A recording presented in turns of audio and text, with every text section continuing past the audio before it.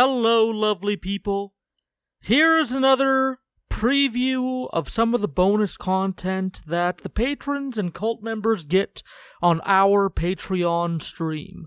It's the intro, expanded. Each of the clips we use in the intro explained and expanded on. If you would like to get more bonus content for little as $1 a month, www.patreon.com/OVPOD. Without further ado, here is the episode. Now, are you sitting comfortably? Good. Then we'll begin.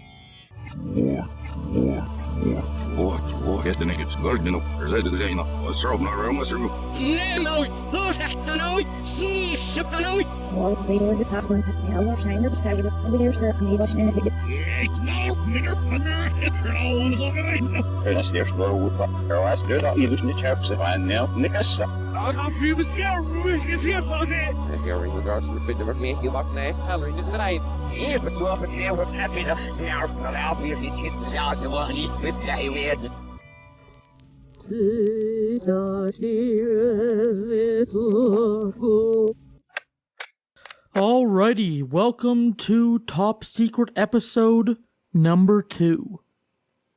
Sometimes people ask about where certain clips in the intro come from, so I thought for the patrons I'd throw it together. We might release this on the main feed at some point, but for now it's just a secret episode for you guys. So even though you heard it a bunch of times, here's the intro once again, just so you can hear all the little parts that make it up. Like I said, I'm not necessarily a great creative of original things, but I think I'm a good collaborator. I can make collages pretty well. So here it is, pay attention to the parts and we'll go through it chronologically. Warning, this podcast contains violence, sexuality, gore, and other horrible and disturbing things. Listener discretion is advised. Also, the hosts of this venture are ignorant dipshits, so please do not take anything they say as fact, and enjoy the show. Now, are you sitting comfortably? Good. Then we'll begin. Today we had 15 homicides and 63 violent crimes, as if that's the way it's supposed to be. The atoms in your left hand probably came from a different star than your right hand. It is our basic human right to be fuck up. A second plane now has crashed into the other tower of the World Trade Center. Putting chemicals in the water that turn the friggin' frogs gay. The defendant shall be incarcerated for the rest of her natural life with no possibility of parole. You are not machines. You are not cattle. You are men. We were somewhere around Barstow, on the edge of the desert, when the drugs began to take hold.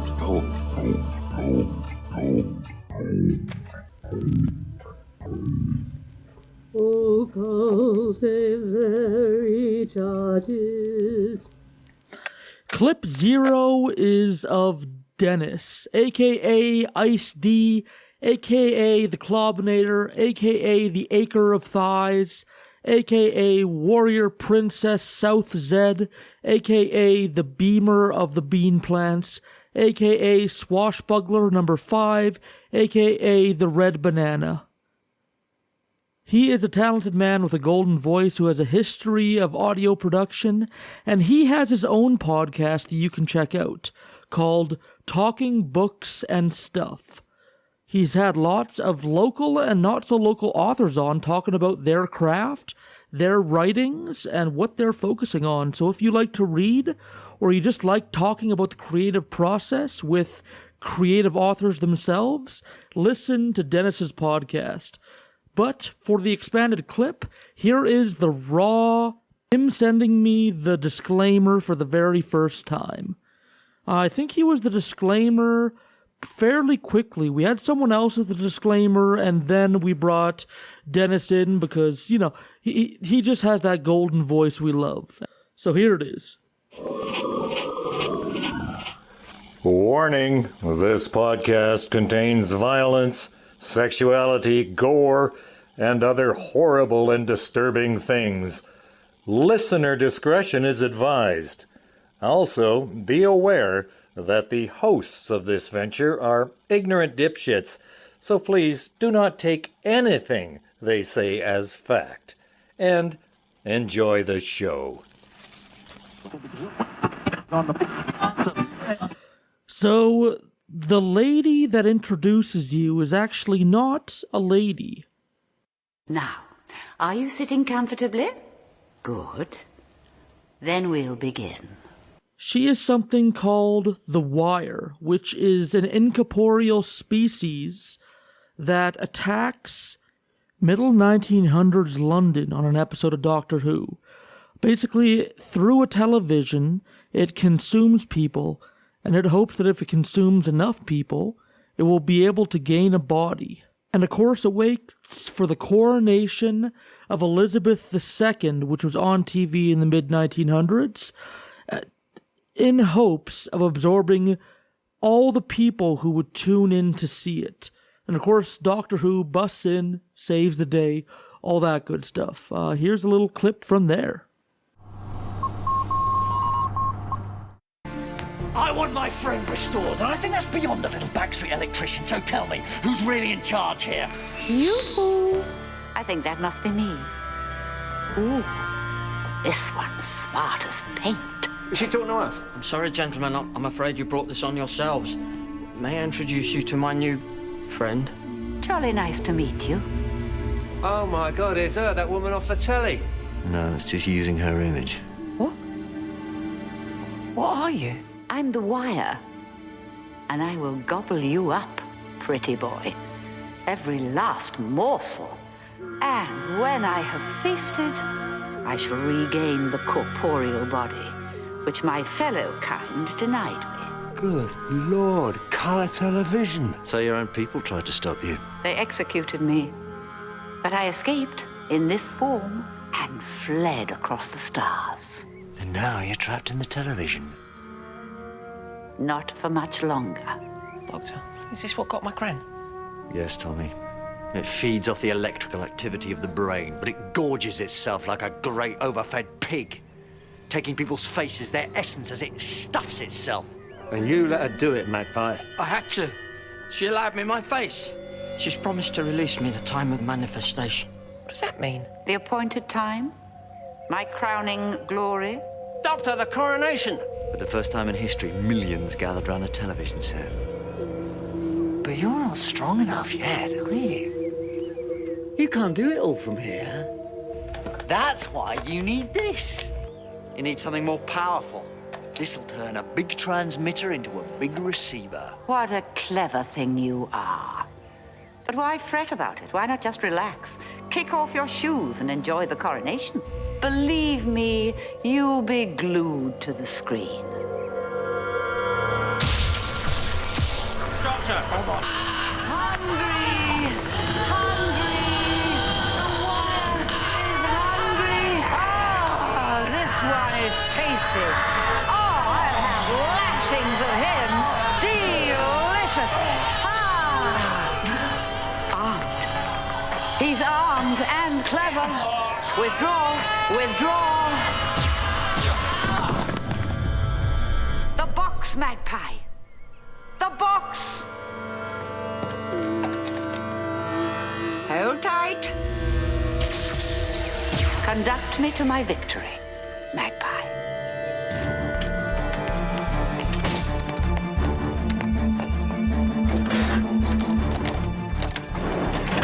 Hungry! Hungry! Feed me!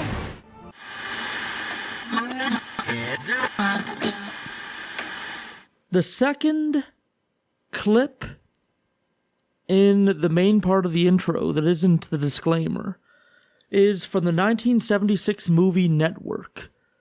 In this satire movie, an anchorman who has been working for ages, being a good little passer of messages, a good journalist, his name is Howard Beale. He discovers that he's about to be fired, and he threatens to shoot himself on live television and launches into an angry rant. Then a predatory, ratings hound that works for the news network takes advantage of his fury because his furious rants start to bring in rages of people and starts to tap into some undercover unconsciousness that people really want to listen to. Anyways, here's the full clip of that rant.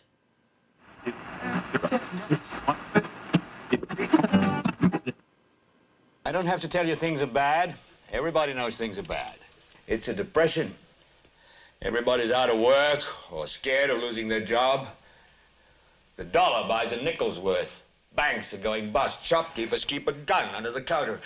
Punks are running wild in the street, and there's nobody anywhere who seems to know what to do, and there's no end to it. We know the air is unfit to breathe, and our food is unfit to eat. We sit watching our TVs while some local newscaster tells us that today we had 15 homicides and 63 violent crimes, as if that's the way it's supposed to be. We know things are bad, worse than bad. They're crazy. It's like everything everywhere is going crazy, so we don't go out anymore. We sit in the house, and slowly the world we're living in is getting smaller, and all we say is, please, at least leave us alone in our living rooms. Let me have my toaster and my TV and my steel-belted radios, and I won't say anything. Just leave us alone. Well, I'm not going to leave you alone. I want you to get mad. I don't want you to protest. I don't want you to riot. I don't want you to write to your congressman because I wouldn't know what to tell you to write. I don't know what to do about the depression and the inflation and the Russians and the crime in the street. All I know is that first, you've got to get mad. You've got to say, I'm a human being. God damn it. My life has value. So, I want you to get up now. I want all of you to get up out of your chairs. I want you to get up right now and go to the window, open it, and stick your head out and yell, I'm as mad as hell, and I'm not going to take this anymore. I want you to get up right now. Get up, go to your windows, open them, and stick your head out and yell, I'm as mad as hell, and I'm not going to take this anymore. Things have got to change. How many stations does this go out? You've got to get mad. 67. I know it goes to Louisville and Atlanta. I'm not going to take this anymore. Then we'll figure out what to do about the depression and the inflation and the oil crisis. But first, get up out of your chairs, open the window, stick your head out and yell, and say, I'm as mad as hell, and I'm not going to take this anymore. Who are you talking to, Herb? CGG, Atlanta. Are they yelling in Atlanta, Herb? Are they yelling in Atlanta, Ted? But first, you've got to get mad. You've got to say, I'm as mad as hell, and I'm not going to take this anymore. They're yelling in Baton Rouge. God damn it. Get up out of your chair. Son of a bitch! We struck the mother lode! Stick your head out of the window, open it, and stick your head out and keep yelling and yell, I'm as mad as hell. I'm not going to take this anymore. Just get up from your chairs right now. Go to Where the you window. going? I want to see if anybody's yelling. Window, open it and stick your head out and yell and keep yelling. I'm mad as hell. I'm not gonna take this anymore. I'm mad as hell. I'm not gonna take it anymore. I'm mad as hell. I'm not gonna take it anymore. I'm mad as hell. I'm not gonna take it anymore. I'm mad as hell, and I'm not gonna take it anymore. I'm not gonna take it anymore.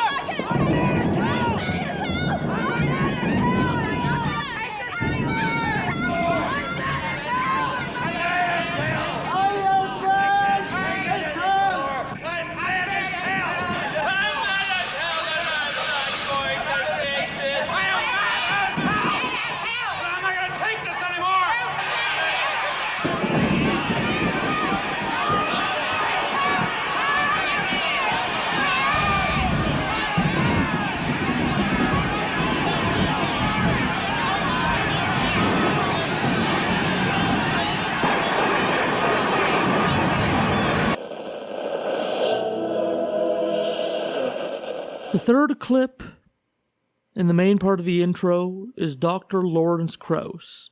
He's an American-Canadian theoretical physicist and cosmologist. Now, the intro's going to change fairly soon here. When I made the intro in early 2017, it was before a lot of the news about Lawrence Krauss's allegations has gone mainstream, and I hadn't heard about it.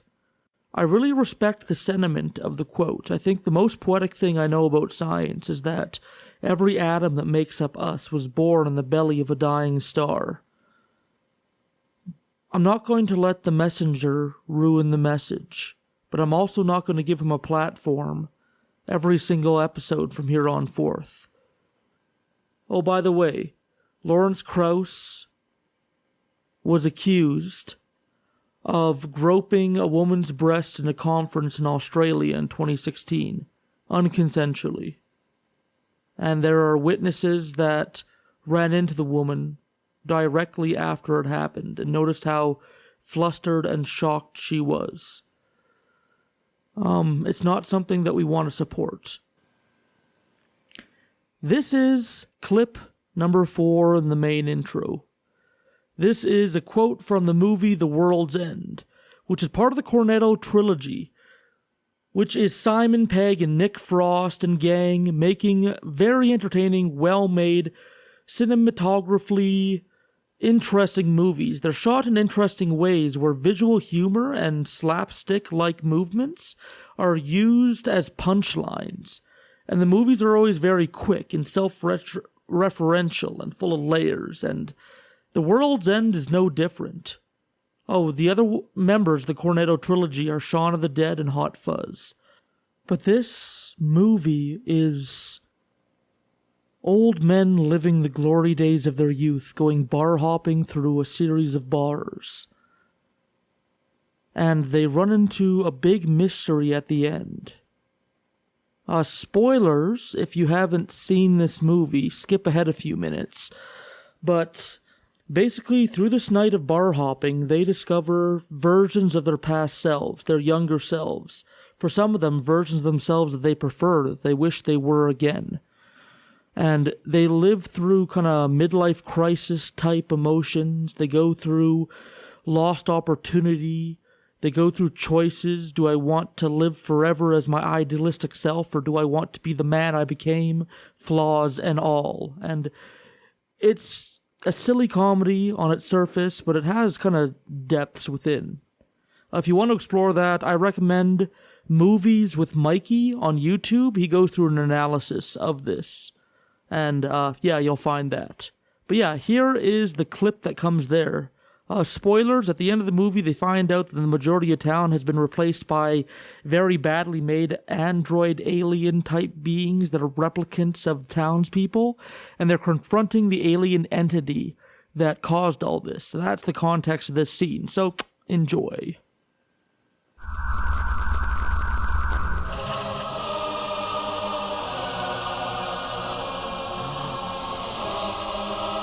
Oh my God. I'm so cute. The beauty of our system is that we all win. There are no losers. Allow me to carry your legend forward. Let the man you have become be the boy you were.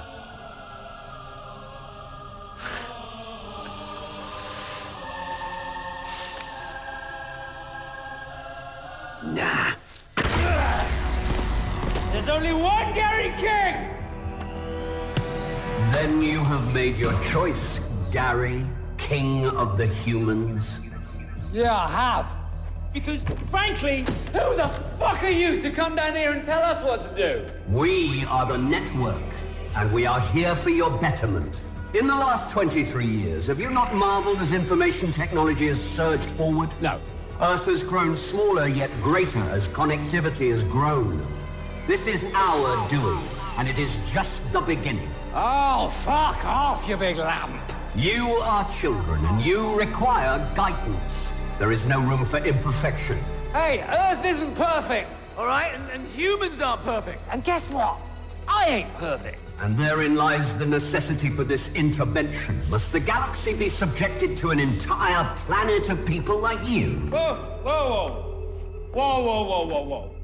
Who put you in charge, huh? Who are you to criticize anyone? No, you might think Gary is a bit of a cock. And he is a bit of a cock.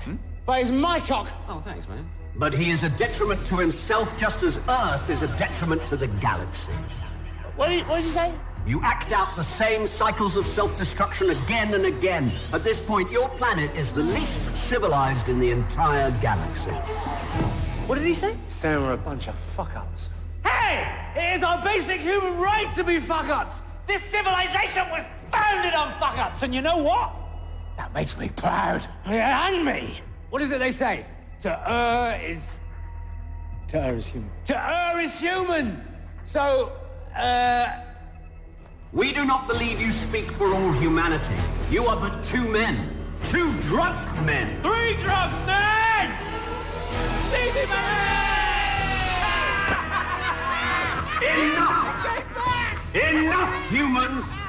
Oh, you are in trouble now! It's only the fucking Three Musketeers! You are revolting against the wisdom of countless solar systems! Yeah, we are revolting! Wait, you just said you're not here to conquer. Can I just ask, how many people did you have to replace in Newton Haven? That is irrelevant. Is it? Hands up! Who here is human? I'm human. One! And me. That's two! I am. Don't know for how long. Battle! So what's that? Three? You had to replace an entire town. Not the entire town. Well, everybody apart from old Nutball and the Shifty Twins. That's a good name for a band, Gary. You should write that down. I will. What about the ones you replaced, like Peter and Oliver? Yeah. What happened to the empties? I told you not to ask that. Redundant vessels are recycled, mulched, and converted into fertilizer, whereupon they are returned to the earth to promote verdancy and growth. It is a highly efficient means of organic renewal. Mulched? It is a relative few in the light of our long-term plan. You mean a few 100,000 tons of fucking compost? What about the other places, the penetration points? Are they as successful as Newton Haven? Because I'm guessing we're not the only glitch in your system. It is true, the network has been experiencing some difficulties. I think you bit off more than you could chew with Earth, mate. Yeah, because we are more belligerent, more stubborn, and more idiotic than you could possibly imagine. And I am not just talking about Gary. Yeah, there's more than one Gary King. But you said... I fucking know what I fucking said. Your reliance on profanity is a measure of your immaturity as a man and as a species. Why don't you just get in your rocket and fuck off back to Legoland, you cunt? Yeah, stop fucking starbucking us, man. Yeah. It's our duty to challenge you. Just leave us to our own devices, you intergalactic asshole. You misunderstand. Shut up. We are trying. Nobody's listening. If you don't leave... Face it. We are the human race, and we don't like being told what to do. Just what is it that you want to do? We want to be free. Yeah. We want to be free to do what we want to do. Yeah. We want to get loaded. Yeah. And we want to have a good time. And that's what we're going to do. It's pointless arguing with you. You will be left to your own devices. Really? Yeah. Fuck it.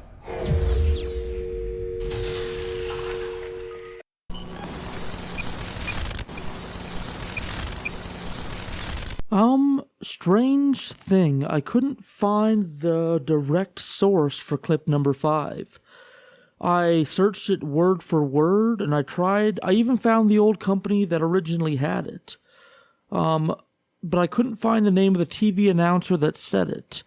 I'm not sure why. Usually those types of clips are very easy to find on YouTube, but maybe my YouTube foo needs sharpening. But here's a clip of another news agency watching the second tower, the South Tower, on September 11th, 2001. A day that honestly affected a lot of the world.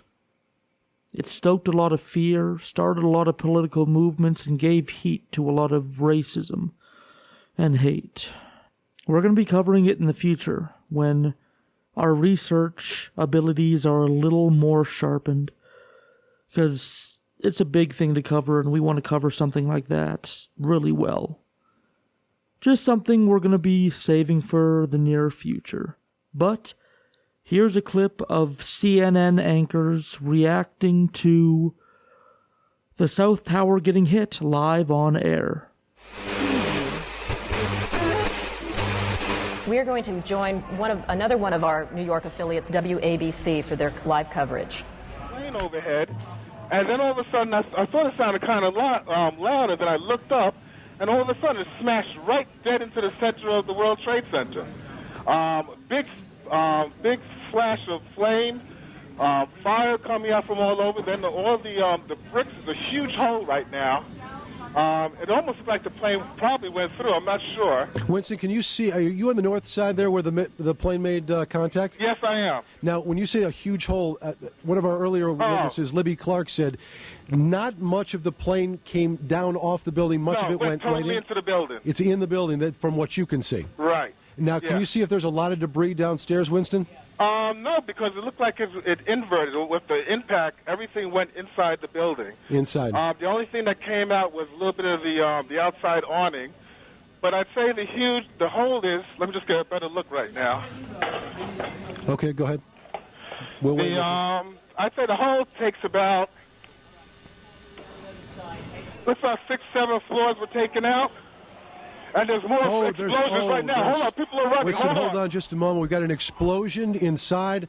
The building's exploding right now. You got people running up the street. Okay. Hold on, I'll tell you what's going on. Okay, just put Winston on pause there for just a moment. Okay, the whole building just exploded some more. The whole top part. Okay. The building's still intact. People are running up the streets.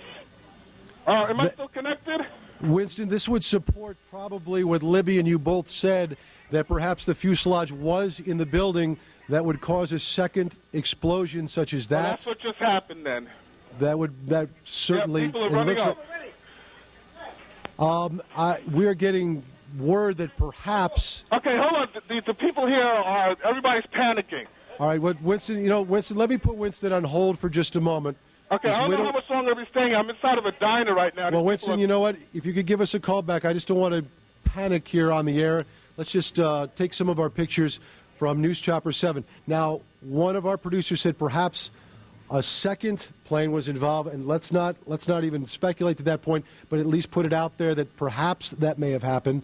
The second explosion would certainly back the theory from a couple of eyewitnesses that the plane fuselage perhaps stayed in those upper buildings. Now, if you look at the second building, there are two, that both twin towers now are on fire. Now, this was not the case, am I correct? A couple of moments ago. This is the second twin tower now on fire.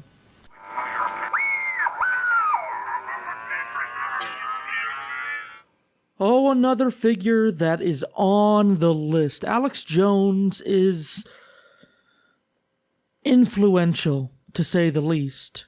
Throughout the years, he's been grifting conspiracy theories and bullshit products hand in hand, handing out supplements such as Brain Force, saying that it unlocked the hidden potential of your mind.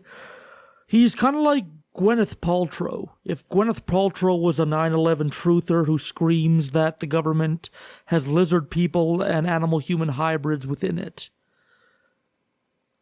I keep on flipping back and forth in between whether he is a true believer in some of the things he says, or if he is really just there for the grift and passing the message, and he knows there's money to be made, although his business has been failing as of late. So if that's the truth, his grift may soon be over. Or if he is a mix of the both, maybe he's not a grifter and not a true believer. Maybe he loves the craft and energy of being the performance artist Alex Jones. And if you read his recent lawsuits, the defamations, the questionings, he very much claims that the Alex Jones persona on his show, InfoWars, is a persona, a performance, a mask he puts on for the audience. Now, is that true, or is that just a legal defense? Anyways, the clip that we put in is him saying that America made gay bombs to bomb Middle Eastern countries, and that the chemicals within these gay bombs would turn the populace homosexual. And he believed that part of this theory that supported it is the existence of frogs that are homosexual, being changed by the same experimental chemicals. Yeah. By the way, don't take Alex Jones as a source in anything. I shouldn't have to say that, but I'm going to say that. He is a very talented headline reader. He reads the headlines of any website that's out there. If it's out there and has a headline that works for his narrative, he's going to steal the headline, not read the rest of the article, and just assume things about the story.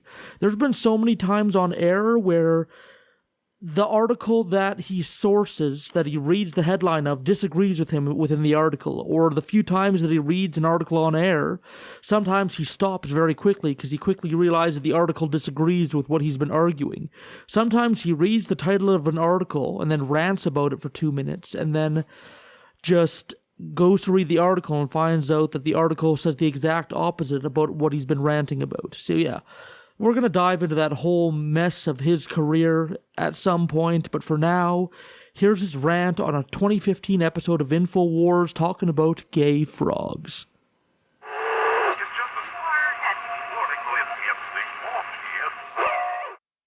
If you're a new listener, just type in Pentagon tested gay bomb on Iraq. They didn't consider using it. They've used it on our troops. In Vietnam, they'd spray PCP on the troops, Jacob's Ladder. You think PCP, some horse tranquilizer, something? They got stuff that'll whack your brain permanently.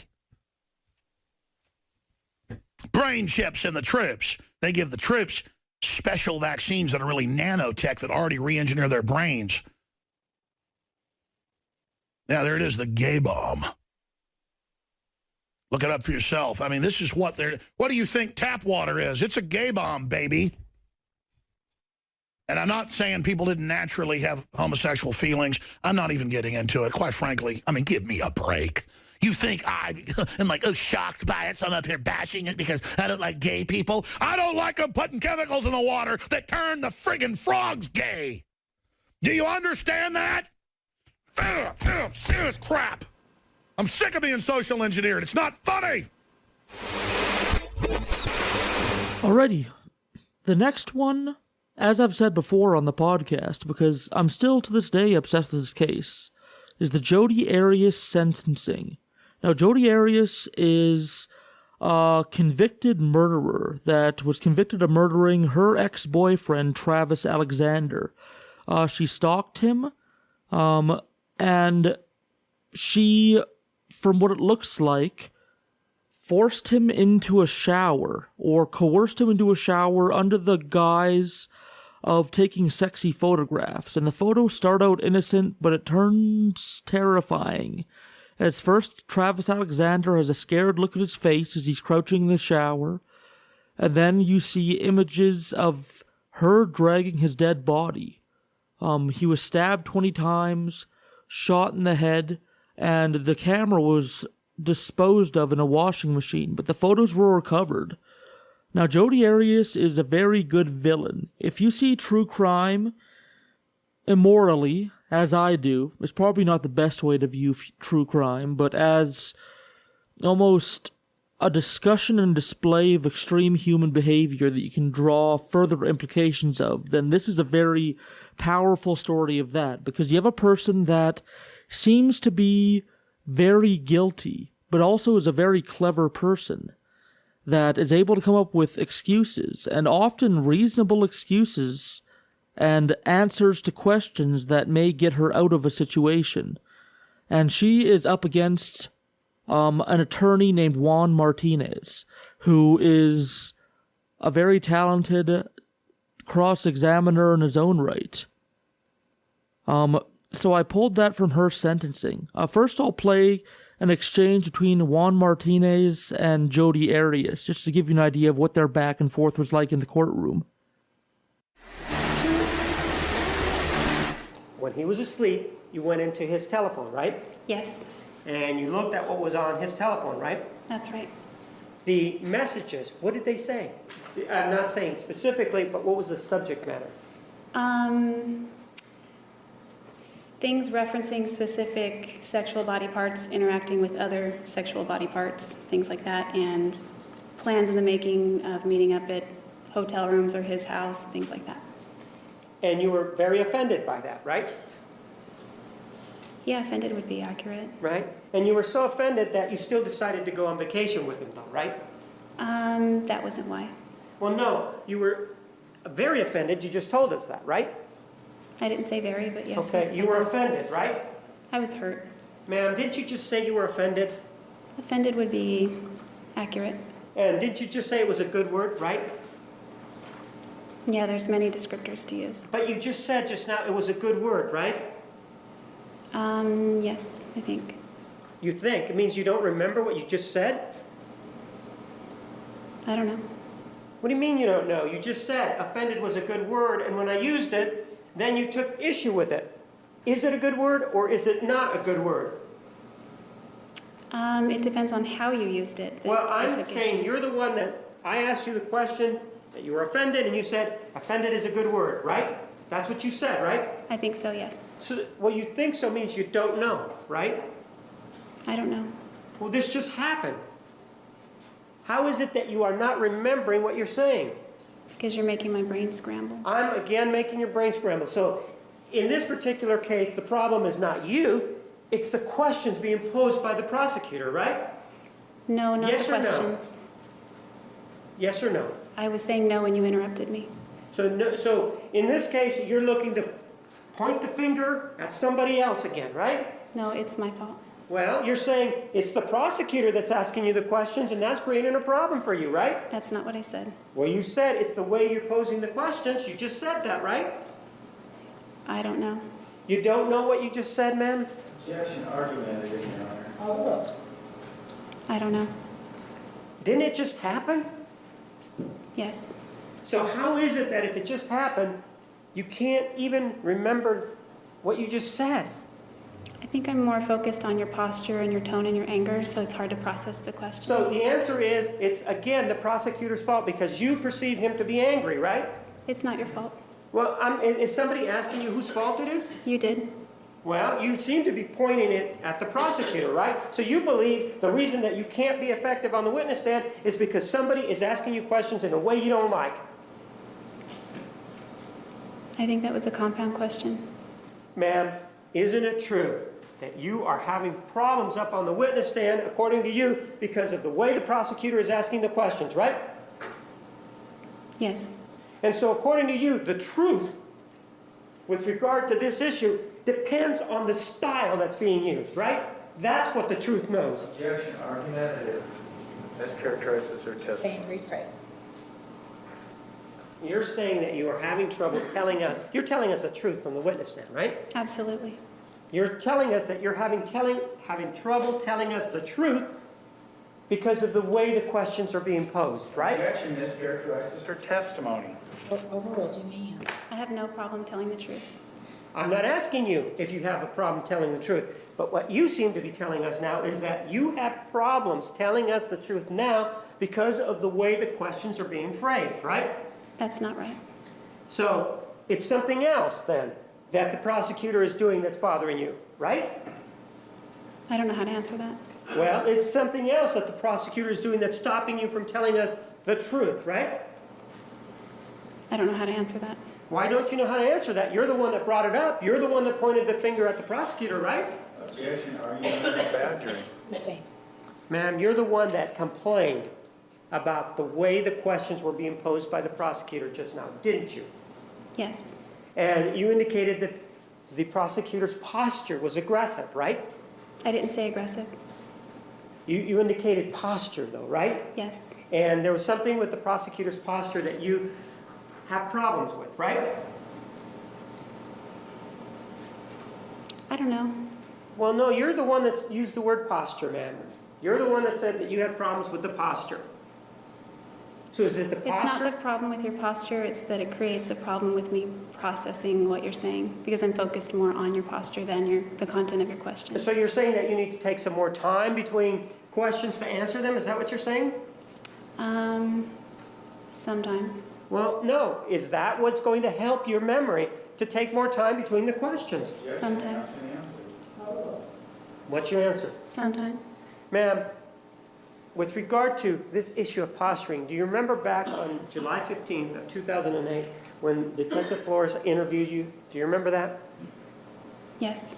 And he was sitting down, right? Yes. And his voice was very quiet, right? Yes. And when he was asking you these questions and his voice was very quiet, you still lied to him, didn't you? Yes. So it isn't have anything to do with the volume of the question then, does it? As to whether or not you'll tell the truth. I'll always tell the truth. Well, so you'll always tell the truth. So you told the truth to Detective Flores back then, right? I mean here under oath. No, you said I always will tell the truth, right? I said I will always tell the truth. Right. Did you tell the truth? Isn't it true you did not tell the truth to Detective Flores? That's true. Okay? And he had posture or a demeanor where he was just sitting back, right? He was leaning forward, but he was... All right, he was sitting down, right? Yes. He wasn't standing, right? Not for most of the interview. That's No, right. he wasn't, was he? And the reason you're having problems now, is it because the prosecutor's standing? It's my own internal mental problem, I think. Well, if it's your own internal mental problem, that means that what you are telling us are inaccurate answers, right? Objection. No. She said she had trouble recalling not telling the truth. This mischaracterized her testimony and this continued badgering. Sustained as to the first objection, rephrase. Here, are you having trouble because the prosecutor is standing? Having trouble what? What are we talking about here? You're talking about the truth, I'm talking about memory. Aren't we talking about answering the questions? You keep saying truth, I'm referring to memory. Aren't we, though, basically talking about you answering the questions? Both regarding answering questions. Right. Isn't that what we're talking about?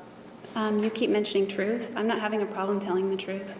All right. But you are having problems answering my questions, right? I don't have a problem answering your question if I remember the answer. So, but you just told us that you're having problems answering the question because of the prosecutor's posture. Didn't you tell us that? That's not the direct reason, but that's a trigger. Well, that's what you told us just now, right? Something to that effect. Right. And so, would you like it if I stood over here, like your counsel was asking you the questions? Would that make you feel more comfortable? Objection, Your Honor, improper comment on counsel. Sustained, rephrase. Would it make you feel more comfortable if I stood over here and used the lectern, ma'am? Why don't we approach again before he does the same thing over and over again, Judge? Mr. Nermi, are you asking to approach the bench with an objection? You may approach.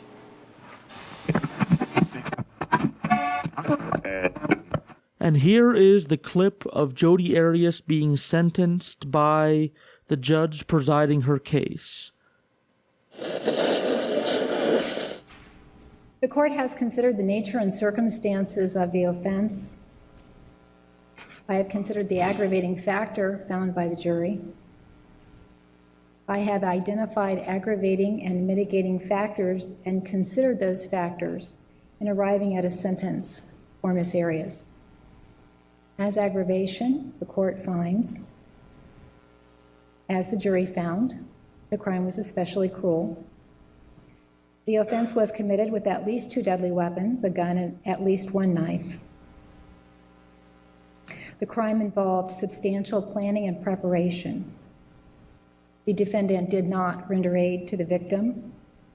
The defendant destroyed evidence at the crime scene.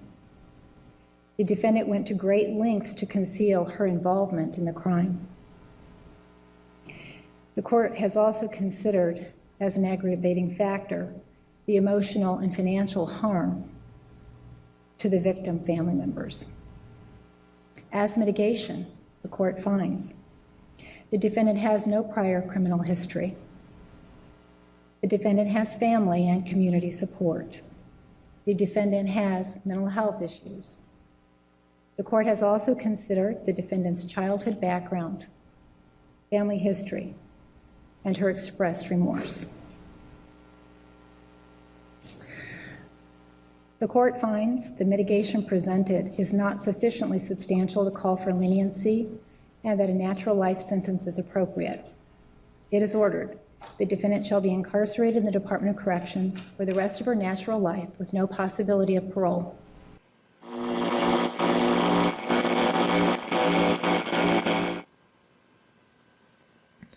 The 8th clip in the intro is The Great Dictator. It was a political satire movie of the 1940s, and it made a satire of Hitler, fascism, Mussolini, the Nazis, anti-Semitism, etc. It tells the story of a Jewish barber who is paid by Charlie Chaplin, who is mistaken for a dictator and elected to be in charge of a country. At the climax and conclusion of the film, he basically rejects the title of the dictator and goes on a massive speech about the folly of fascism and what the Nazis stood for. And unfortunately, because times are turbulent in the modern age, this speech still resonates in the hearts of many, and it's still very, very relevant and felt. And Charlie Chaplin was a very talented orator, a very talented actor, and you can see him just pushing and pushing and just erupting this emotion and passion in his speech. It's quite powerful. So here is that full speech.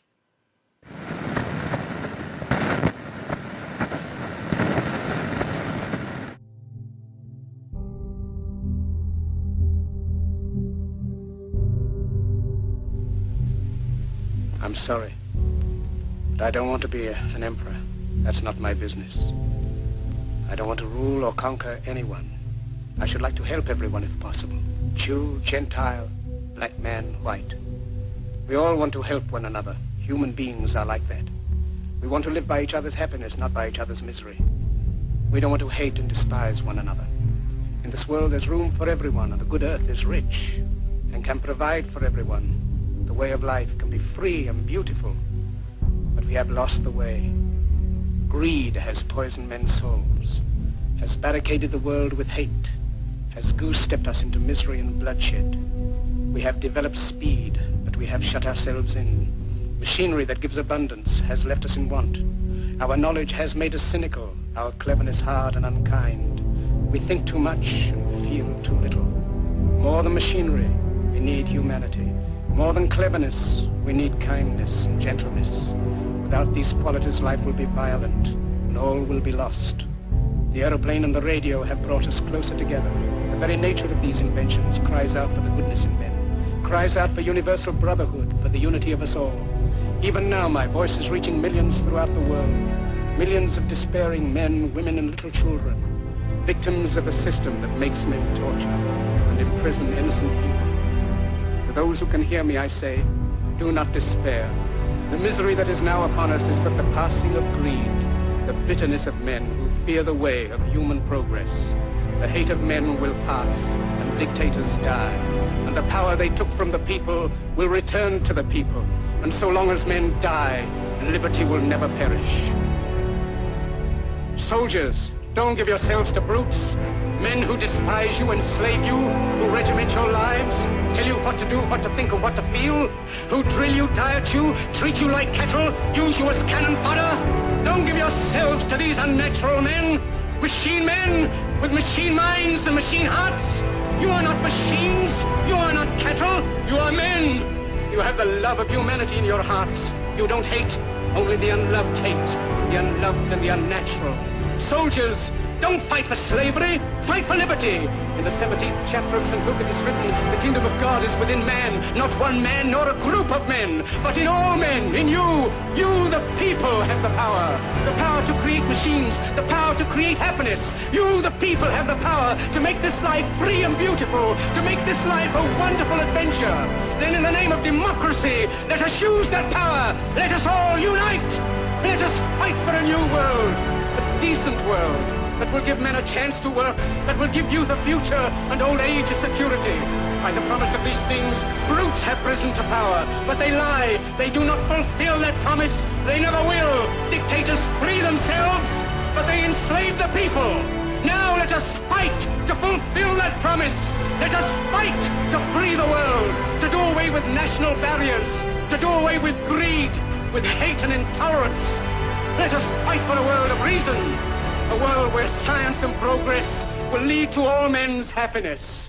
Soldiers, in the name of democracy, let us all unite!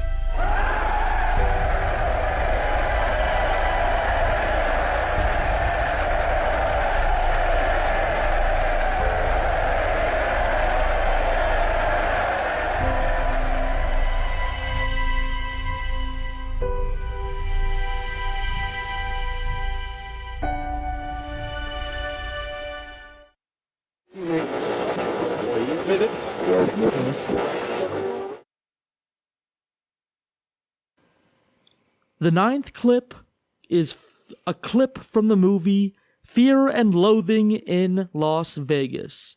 It tells the story of two people that go to Vegas for official business, for journalist business, and lawyer business, official important adult stuff, and they are soon hardly sidetracked by recreational drugs. And the movie is known for having very uncomfortable and in-your-face visuals and effects.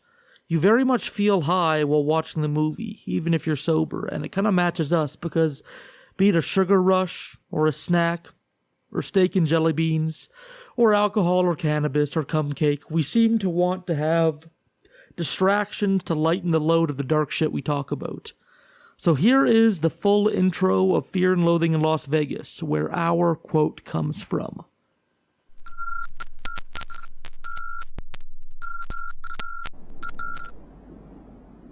We were somewhere around Barstow, on the edge of the desert, when the drugs began to take hold.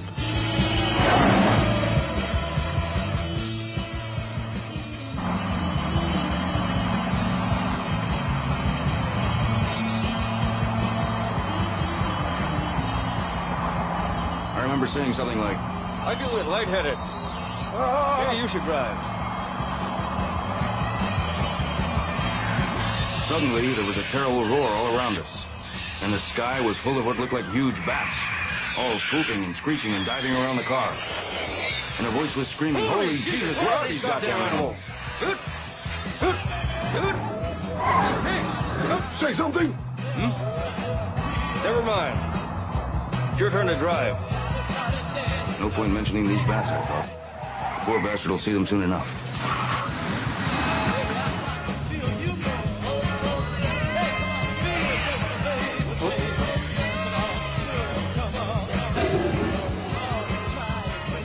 Fucking pig! Fine.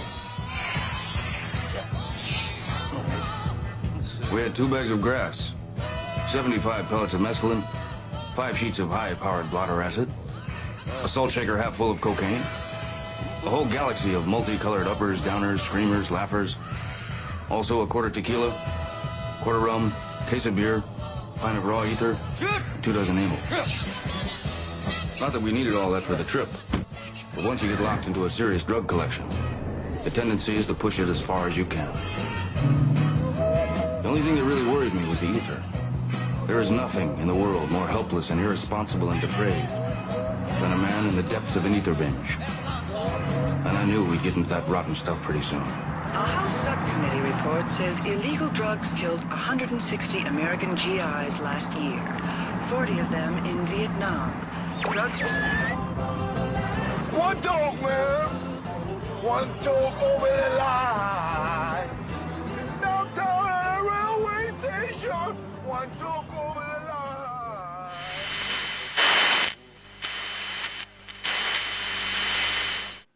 Lastly, finishing off the intro is Leon's mum singing the name of the intro. So to end this off, and to leave you guys on a high note, I'm going to give you the 4 versions that were originally sent to me.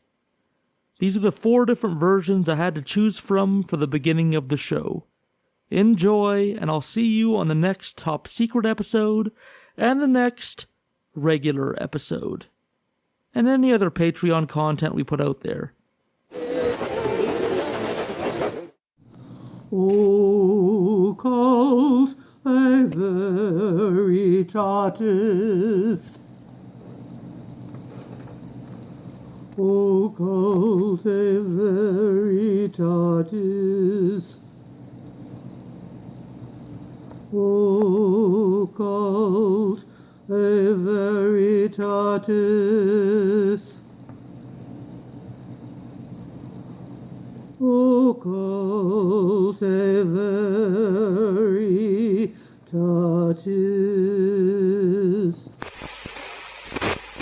Thank you very much for paying our bills every month and for helping this show grow. We sure as hell appreciate it, and you're making our dreams of making this thing a powerful, message-spreading reality come alive every month. So thank you for contributing. Thank you for continuing to support us. We're going to grow. We're going to gain. We're going to take over the earth together. Hail Val. Love you all. Bye-bye.